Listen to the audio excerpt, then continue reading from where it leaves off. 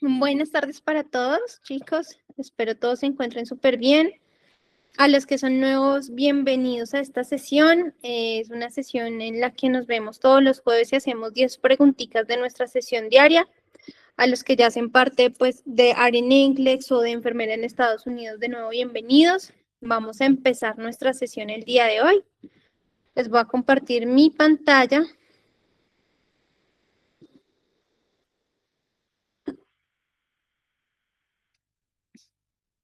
Un segundo, por favor.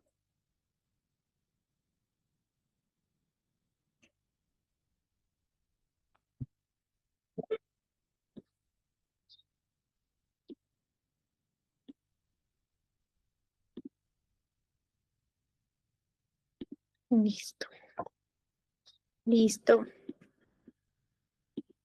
Hola Claudia, estamos muy cerca. Yo vivo en Cajicá, de Zipaquirá. Qué bueno que estés por acá. Bueno, chicos. Entonces vamos a iniciar. Bienvenidos a los nuevos. Espero que esto les sirva muchísimo. Nos estamos encontrando todos los jueves a la misma hora y estamos aprendiendo pues un montón. Listo, vamos a empezar con nuestra competencia diaria. Están viendo en este momento mi pantalla, ¿cierto? Sí, sí, señor. Perfecto. Entonces, como siempre, cuando empezamos esta competencia diaria, lo que les digo, lean como a ustedes les parezca que entienden más. ¿Listo? Yo siempre he leído las preguntas en español porque siento que puedo ir haciendo un mejor análisis. Entonces, pues esa es la manera en la que la voy como repasando. La enfermera provee una sesión de educación, ¿cierto? Al personal de enfermería en cuanto al osteosarcoma. ¿Cuál afirmación por el miembro del personal indica que necesita futura instrucción? Tengan en cuenta lo que siempre les digo. Esta primera parte, cuando cogemos y le hacemos como un análisis a la pregunta, esta primera parte es una parte muy importante que se llama el contexto. Nos sirve solamente de contexto, ¿listo? Pero la parte más importante es la pregunta. Y lo más importante de la pregunta es identificar la palabra clave. En este caso, la palabra clave es futura instrucción. Listo. ¿Qué quiere decir? Que necesito una futura instrucción. Quiere decir que es una palabra de teaching o de educación. ¿Listo? Es una palabra de educación. Y que por lo tanto tengo que mirar si es positiva o negativa. Positiva, la respuesta sería cuando me dice que el paciente entendió la educación o que el paciente está diciendo respecto a alguna afirmación. Negativa, en este caso, como lo tenemos en esta pregunta, cuando nos dice que necesita futura instrucción o que necesita que nosotros, también dice que necesita que intervenga la enfermera, quiere decir que es negativa y tengo que buscar una respuesta negativa. Entonces dice, A, que el fémur es el sitio más común del sarcoma, de este sarcoma. B, que el niño no experimenta dolor en el sitio primario del tumor. C, ¿cierto? Que la cojera, el miembro que como que sostiene el peso es el afectado y es una manifestación clínica. Y D, el síntoma más temprano se atribuye a los dolores de crecimiento normales. ¿Listo? Entonces, dentro de esto, lo que necesitamos entrar a definir cuál es la que necesita explicación, más explicación, es decir, la que, la que está mal. Sabemos que el osteosarcoma es un tipo de cáncer, ¿cierto? De crecimiento de células malignas, principalmente en los osteoblastos, ¿cierto? Y que dentro de lo principal de este cáncer, de lo que nos genera, ¿cierto? Es que se forma pues un sarcoma y que se da principalmente pues en estas células. Se da principalmente en la niñez y adolescencia. y se asocia principalmente a que empieza a crecer el tumor junto a los brotes de crecimiento. Entonces, por lo tanto, es muy común, es mucho más común en la adolescencia. ¿Listo? Veamos la primera afirmación. ¿El fémur es el sitio más común de este sarcoma? ¿Qué dicen? Sí, verdadero. Verdadero. El sitio más común es el fémur, la tibia y el húmero. Entonces, esta no necesita más educación, está correcto. El niño no experimenta dolor en el sitio del tumor primario. ¿Está bien o no está bien? Incorrecto. Dime, perdóname. Incorrecto. Incorrecto. ¿Por qué? Porque el dolor es lo que más se presencia en este tumor. Exacto, es el síntoma más temprano. Es un dolor intermitente, puede ser leve, pero también puede ser muy fuerte, pero es el síntoma más temprano. ¿Listo? Entonces, esta necesita necesita una futura instrucción en la que se le diga al staff de enfermería que no, que sí, el niño experimenta dolor en el sitio del tumor, que puede ser un dolor leve, pero siempre hay dolor. Que el paciente va a mostrar como cojera, ¿cierto? Si tengo un miembro afectado donde levanto el peso, sí, ¿cierto? El paciente va a mostrar cojera precisamente pues por la formación del tumor.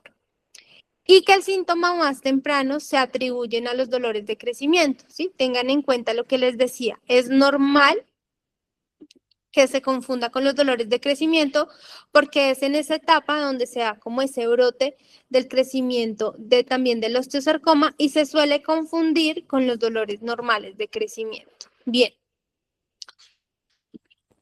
Esta nos ha salido mucho, dice que la enfermera está cuidando a un cliente que tiene cáncer de seno, quien tiene una nueva prescripción de tamoxifeno. ¿Quién me dice qué es el tamoxifeno? ¿Qué tipo de medicamento? ¿Modulador de qué?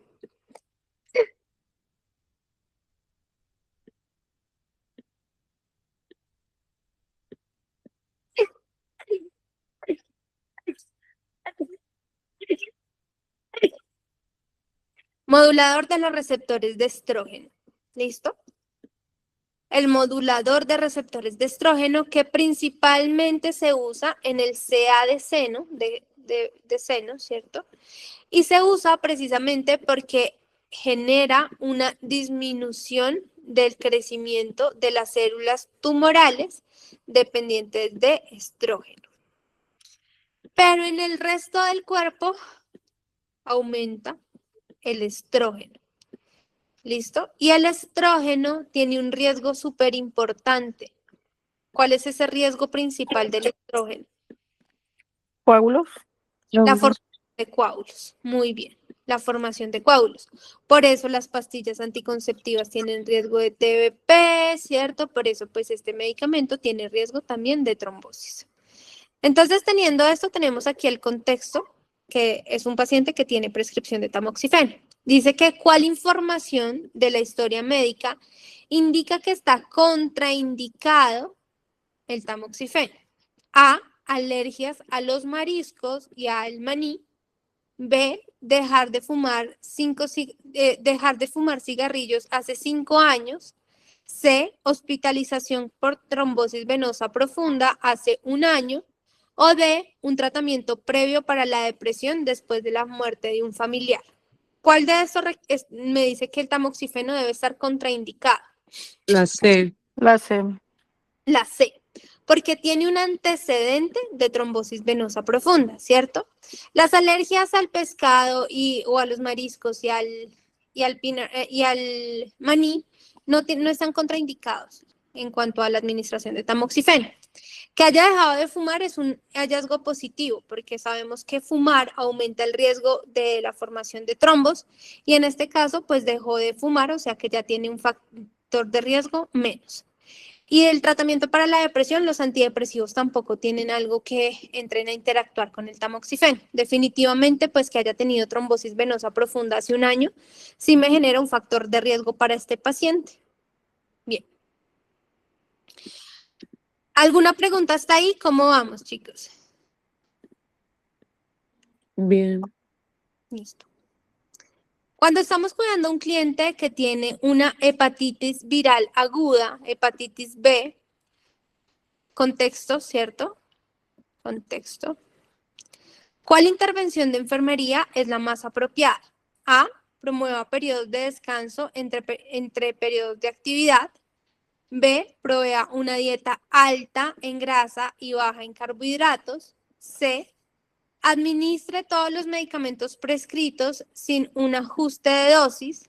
D. Asegúrese de compartir rasuradoras personales con la familia. ¿Cuál de estas requiere seguimiento? La B. No mentiras, la A. La A. Entonces acá me dicen que la A. ¿Qué pasa en la hepatitis B? La hepatitis, pues, es un virus, ¿cierto? Que va a generar una inflamación, como lo dice la morfología de la palabra, inflamación del hígado. Al generar esta inflamación del hígado, pues va a generar en el paciente, ¿qué? Cansancio, fatiga, ¿sí? Debilidad. Y eso va a generar que necesite promover el descanso. ¿Por qué? Porque precisamente la patología va a mantener al paciente un poco cansado. La dieta alta en grasas y bajas en carbohidratos. Resulta y pasa que ya me están diciendo que tengo un paciente cansado. Entonces no voy a necesitar bajos carbohidratos, sino altos carbohidratos que van a ser esa fuente de energía. Y baja en grasa. ¿Por qué? Porque el hígado no está funcionando con normalidad y por lo tanto no va a generar pues esa degradación de grasas. Entonces debe ser baja en grasas. Administrar medicamentos prescritos sin un ajuste de dosis estaría completamente mal. Recordemos que el hígado tiene la parte más importante en el metabolismo de los medicamentos.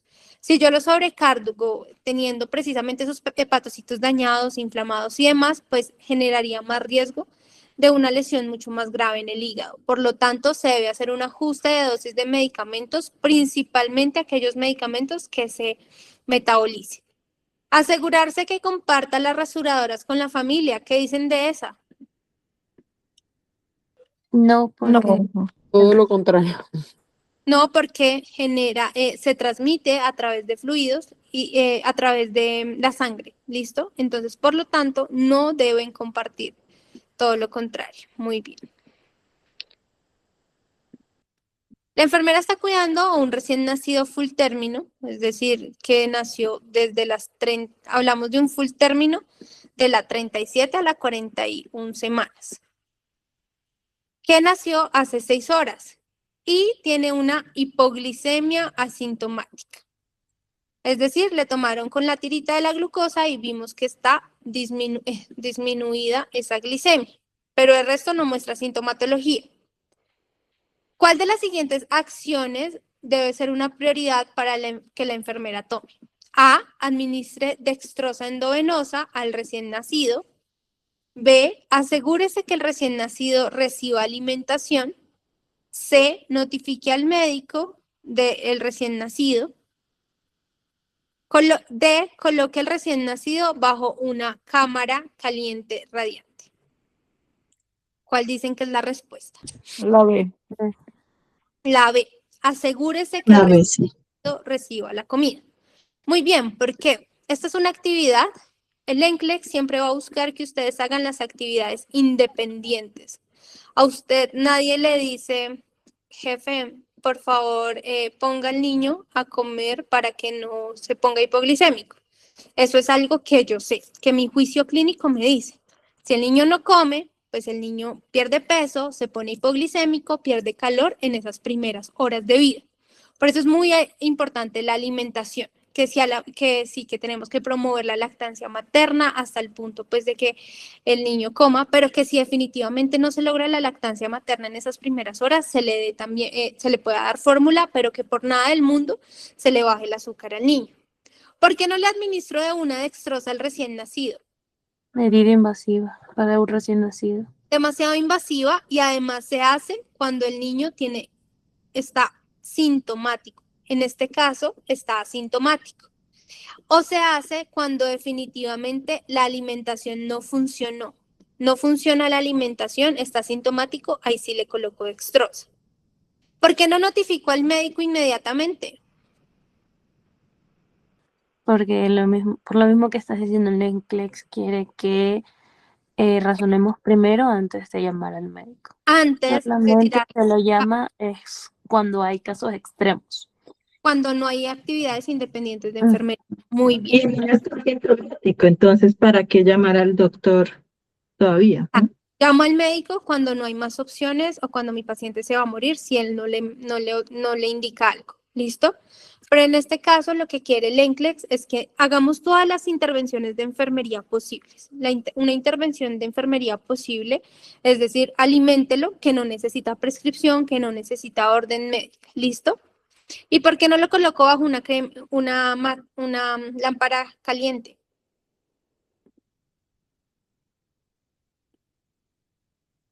La intervención no tiene relación con la sintomatología. Exacto. ¿Para qué lo coloco en una lámpara caliente? Ictericia. Para ictericia, sí, o para hipotermia más que nada. ¿Listo? Muy bien.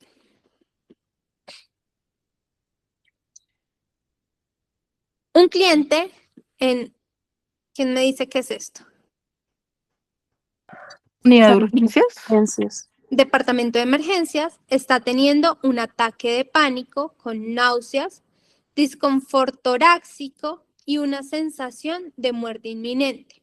Ojo, el ataque de pánico es la presentación más grave de la ansiedad. Y la presentación más grave de la ansiedad, cuando les dice que hay una sensación, feeling of impending doom, es esa sensación de muerte inminente, es lo que define siempre un ataque de pánico y lo que lo diferencia de la ansiedad grave. La ansiedad grave puede tener disconfort de pecho, puede tener taquicardia, puede tener diarrea, sensación de querer vomitar, pero el único que tiene sensación de muerte inminente es este ataque de pánico, que viene acompañado de ese dolor torácico. ¿Listo? Este es mi contexto. Está en emergencia, tiene dolor torácico, sensación de muerte inminente y sé que es un ataque de pánico. O sea, que sé que es la complicación más grave de la ansiedad. ¿Cuál es la acción prioritaria? Ojo, palabra clave, prioritaria. Quiere decir que de estas 4 puedo hacer todas, pero que si no hago una, está gravísimo. A, valore el cliente por suicidio. B, obtenga un electrocardiograma de 12 derivaciones. C, desarrolle una relación terapéutica con el cliente. O D, pregúntele sobre el evento participante. A ver, Muy bien.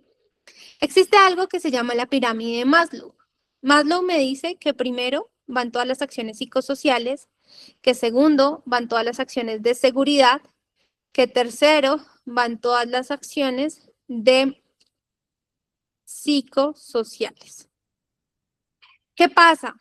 La salud mental en Estados Unidos es supremamente importante porque hay ciertas alteraciones que llevan a que sea de hecho de los temas más preguntados en el NCLEX.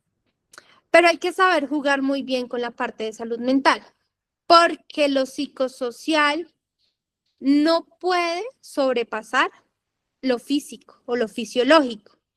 Por eso lo primero que tengo que hacer con un paciente, como cualquier paciente que le duele el tórax, es obtener un electrocardiograma. Así yo sepa que mi paciente tiene un desorden, ¿qué me fue?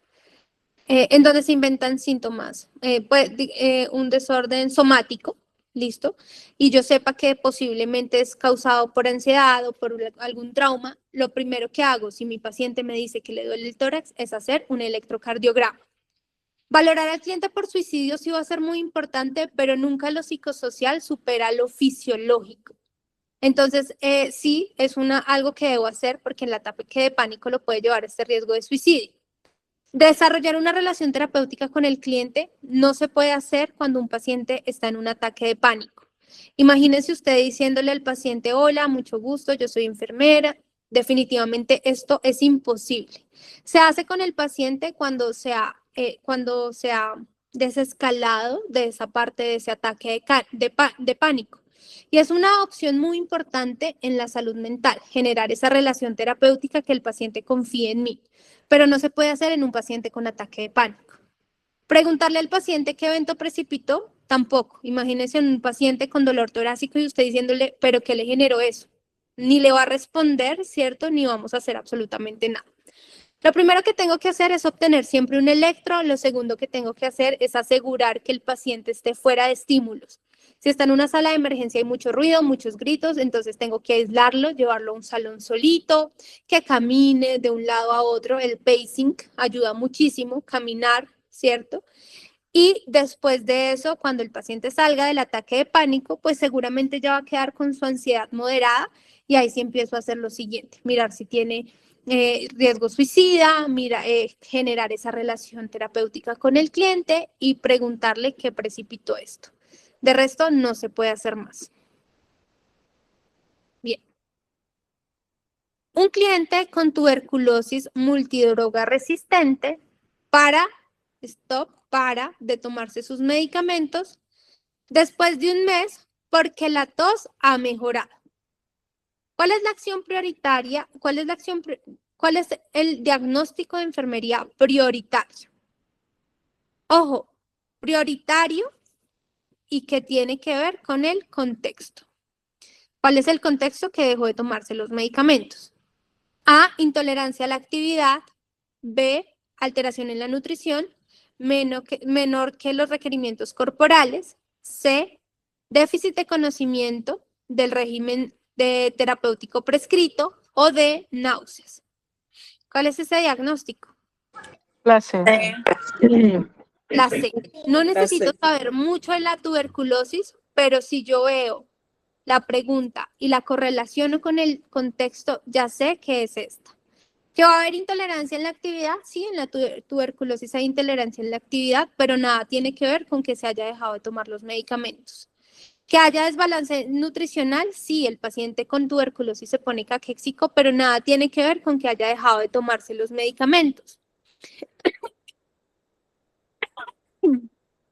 ¿Que hay náuseas? Sí, ¿cierto? Pero el diagnóstico principal es que el paciente no tiene un régimen medicamentoso y no tiene una adherencia, y eso quiere decir que si se dejó de tomar el medicamento porque mejoraron los síntomas, es porque no sabe que se debe tomar el medicamento por al menos 6 meses, es porque no conoce que la droga tiene que durar tanto tiempo, es porque no conoce que sí, que mejora los síntomas, pero no quiere decir que ha parado pues eh, que la tuberculosis ya no está activa. ¿Listo? Bien. ¿Cuál es el método tradicional correcto para medir el largo de una sonda nasogástrica antes de la inserción? A, mida de la punta de la nariz a la, ¿cómo se llama esta parte, chicos, de la oreja? El lóbulo de la oreja. Y luego hacia abajo, hacia el apófisis sifoides.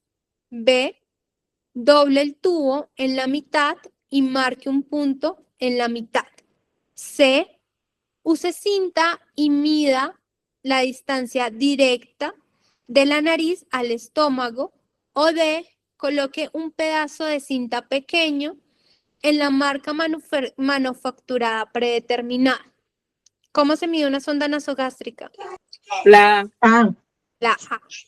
Entonces, acá hay una mnemotecnia y la mnemotecnia es NEX, ¿cierto? NEX. Va de la nariz, nose, ¿cierto? Airball, el lóbulo de la oreja, hasta la apófisis sifoide. ¿Doble el tubo y márquele la mitad? No, nunca se ha usado eso. De la nariz al estómago, directamente no, tengo que pasar por el lóbulo de la oreja. Y coloque la cinta en donde viene la marca de la manufactura predeterminada, tampoco es algo general, pero no quiere decir que todos los pacientes tengan que dejarse hasta ahí la sonda nasogástrica. Bien. Un cliente masculino es diagnosticado con herpes genitales. sabemos que es una ITS, ¿cierto? ¿Cuál instrucción debe la enfermera proveer? A, aplique con un aplicador tercanosol intravaginal. Además dice cliente masculino, ¿no? Tercanosol intravaginal a la hora de acostarse por 7 días. Aplique tioconazol intravaginal a la hora de acostarse por 7 días. C, aplique una pomada de aciclovir en las lesiones cada 3 horas, 6 veces al día por 7 días. O D, aplique nitrato de sulconazol 2 veces diarios, masajeándose suavemente las lesiones. La C. Sí. La C. ¿Qué me lo hace descartar? La primera, pues que me dice intravaginal, y la segunda, me dice intravaginal y es masculino. Lo segundo, el tipo de medicamento. Terconazol es un antifúngico y tioconazol es un antifúngico, ¿cierto? Esto me hace descartar.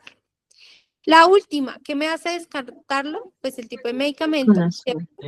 Y además que le diga que lo masajee. Se debe colocar con un aplicador, ¿listo? Y no se debe llevar a otras zonas porque rápidamente se puede contagiar. Es muy contagioso el herpes genital. Bien. La enfermera está haciendo llamadas de seguimiento a clientes después de una cirugía de cataratas. ¿Cuál cliente requiere una intervención prioritaria? Ojo, prioritaria. Puede decir que todas estas requieren intervención, pero que hay una que necesita ya. Visión borrosa en el ojo afectado. B, constipación. C, picazón leve en el ojo. D, dormir con 2 almohadas en la noche. ¿Cuál requiere intervención prioritaria? Constipación. El Porque la estreñimiento. constipación Porque qué no? aumenta la presión intraocular. me va a aumentar la presión. El esfuerzo aumenta la presión porque Entonces, recién tuvo una cirugía. muy bien. Entonces, un paciente que tiene una cirugía de cataratas, una cirugía de retina, un desprendimiento de retina, cualquier cirugía o cualquier patología en el ojo, necesito que no se me aumente nunca la presión intraocular. Por lo tanto, este paciente no puede estar constipado, debe consumir mucho líquido, mucha fibra. No puede tener tos, porque la tos también me puede aumentar la presión intraocular. Debe tener antitosivos. No puede estornudar. No puede sonarse, porque sonarse también aumenta la presión intraocular. No puede agacharse, porque agacharse me aumenta la presión intraocular. ¿Listo? Y esos son cuidados súper importantes porque después de una cirugía de cataratas, el aumento de la presión intraocular puede llevar a que se lesionen pues se rompan las suturas y haya una lesión en el ojo. La visión borrosa en el ojo afectado es un efecto que espero después de una cirugía de cataratas. La picazón también es un efecto que espero. Y dormir con 2 almohadas también es algo que debo hacer precisamente porque ayuda a que no se me aumente esa presión intraocular. Bien. Y vamos con la última. Un cliente que tiene falla cardíaca desarrolla un edema pulmonar. Si el paciente tiene edema pulmonar y tiene falla cardíaca, ¿es falla cardíaca izquierda o derecha? Derecha. Izquierda. Recuerden que la falla derecha genera síntomas congestivos sistémicos. ¿Como cuál? Como ascitis, como edema, como regurgitación yugular. ¿Listo?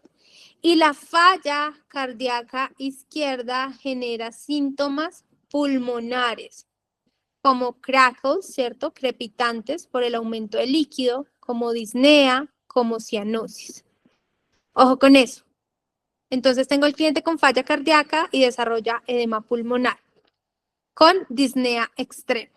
¿Cuál es la acción o la intervención de enfermería prioritaria? A, administro furosemida intravenoso. B, coloco al paciente en low Fowler en posición de lado. C, transporto al cliente inmediatamente a una unidad coronaria. O D, me aseguro que el cliente beba más fluidos. La A. Ah, El diurético de asa, la furosemida, tiene una acción principal y es que genera una diuresis rápida. Este paciente está encharcado, ¿cierto? El hecho de que el corazón no esté bombeando sangre, no tenga esa inotropía, genera que se me empiece a acumular y todo se me vuelve hacia pulmones y empiezo a hacer edema pulmonar. Entonces necesito eliminar esos líquidos y el que me lo elimina más rápido es un diurético de asa como la furosemida o la... se me fue el otro diurético de asa, pero principalmente la furosemida genera una diuresis rápida y ayuda a que el paciente tenga una disminución de los líquidos. Ojo, cuidado importante con la furosemida, administrar lentamente porque si no, ¿qué genera? Hipotensión. Ototoxicidad. ¿Listo? El paciente puede quedar sordo. Colocar al paciente en una posición de lado y low Fowler, no. Necesito ponerlo high Fowler, ¿cierto? Sentado, precisamente porque le está costando respirar. Transportarlo a una unidad coronaria inmediatamente, esto no le ayuda en nada al paciente. No es prioritario. Se debe hacer, sí, pero no es prioritario. Además, no es una acción fisiológica. Asegure al cliente que beba más fluidos, pues si bebe más fluidos, más lo encharco. Entonces, debo restringir, de hecho, los fluidos. Cuidado clave con un paciente con falla cardíaca, pesarlo todos los días a la misma hora. Pesarlo todos los días a la misma hora, en la misma báscula, después de la primera eliminación. ¿Cómo nos fue con las preguntas antes de ir a revisar respuestas? Bien, algunas tampoco, algunas no tanto, pero se aprendió también. Muchas gracias, Alejandra, Con por el gusto. espacio. Vamos a revisar respuestas. El osteosarcoma. Dice que el osteosarcoma se caracteriza porque hay un dolor intermitente, insidioso y progresivo que empieza a ser considerable.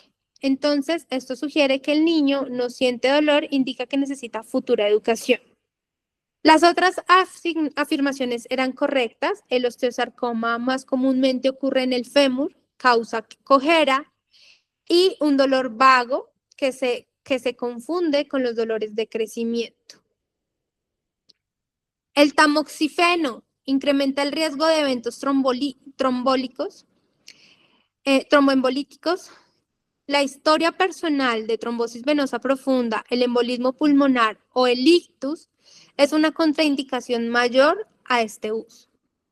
Las alergias al maní y a los mariscos, una historia de haber fumado, una historia de depresión, no genera una contraindicación para el tamoxifeno. Hepatitis B, promover descanso y reducir las demandas metabólicas en un hígado inflamado permite sanar. Una dieta baja en grasa es recomendada por la producción de bilis, porque la producción de bilis está alterada, por lo tanto no va a metabolizar grasas. Los medicamentos hepatotóxicos deben ser usados con cautela y la hepatitis B se transmite por la sangre, entonces los ítems personales no se deben compartir. El recién nacido con hipoglicemia sintomática, la prioridad es alimentarlo inmediatamente con leche de seno o con fórmula. Esto es lo menos invasivo y aumenta el nivel de glucosa. La dextrosa es reservada para recién nacidos que son sintomáticos o que los niveles de glucosa no responden a la alimentación. Es un importante paso, la opción C, notificar al médico, pero la alimentación es la prioridad inmediata. La opción D es una intervención para la termorregulación, no para la hipoglicemia. El cliente que tiene síntomas físicas como disconfort torácico debe ser priorizado en la regla de eventos cardíacos que amenazan la vida, como un síndrome coronario agudo. que presenta síntomas similares. El electrocardiograma es esencial para esto. Luego sí pueden venir las otras opciones, el cuidado psiquiátrico, la seguridad psicosocial, pero primero va lo fisiológico según la pirámide de Maslow. El paciente que tiene esta tuberculosis, que tiene un malentendido crítico, la necesidad de completar el tratamiento de 6 a 9 meses para prevenir la resistencia a la droga. Este déficit de conocimiento es una amenaza inmediata para la salud del cliente y para la salud pública. Los otros diagnósticos son relevantes pero secundarios, ¿cierto? Con el problema de no adherencia. Next, Naus, Herbal y la apófisis cifoide. Este es el método estándar, que es la técnica basada en la evidencia para estimar la distancia de la nariz al estómago y asegurar que esté correctamente colocada. ¿Listo? Doblar el tubo, usar cinta externa o usar una marca genérica es inadecuado y no genera y puede generar un incorrecto colocación de la sonda. Aciclovir es un medicamento antiviral que trata el herpes genital. La instrucción es colocar la droga correctamente con la aplicación frecuente en el brote primario. El terconazol y el ticonazol son antifúngicos para infecciones vaginales y es inapropiado para el herpes, para el hombre con herpes. El sulconazol es un antifúngico usado como para la tinea. Cataratas. Lo correcto es la constipación porque genera que se haga fuerza durante el movimiento intestinal, que incrementa la presión intraocular y debe evitarse para prevenir daño en el sitio quirúrgico. La enfermera debe intervenir recomendando fluidos, incrementando fluidos, fibra y suavizantes de ese. La visión borrosa es algo común en el posoperatorio. Y elevar la cabecera de la cama disminuye la presión intraocular, o sea que está bien. El cliente que experimenta edema pulmonar, que tiene precisamente los pulmones llenos de fluido, la prioridad es remover el exceso de fluido. Administrar un diurético de asa potente como la furosemida intravenosa es una intervención clave para promover la diuresis rápida.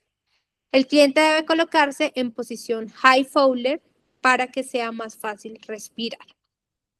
Y listo, chicos, esas fueron nuestras 10 preguntas del día de hoy. ¿Cómo nos fue?